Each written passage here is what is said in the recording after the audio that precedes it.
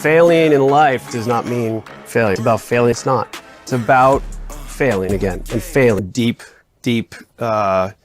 Major failure. In your mind. I think my first major failure was documented. The first major failure. Because that's like a failure. This is, to me, the epitome of failure. Call it failure. When you say failure, we've failed at life. We had a failure. Your first failure. My worst failure is I didn't get to fuck this one girl. That failure, like failing at being cool. Feeling like a failure in life.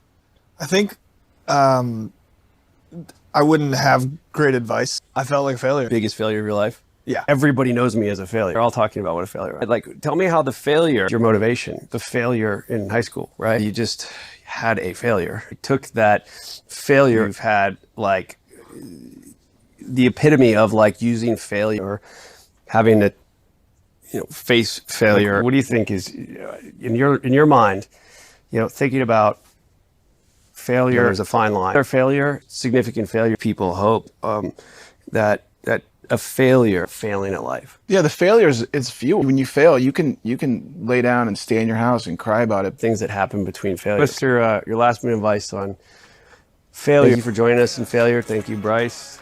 Thank you, Brad. That's the point of the show.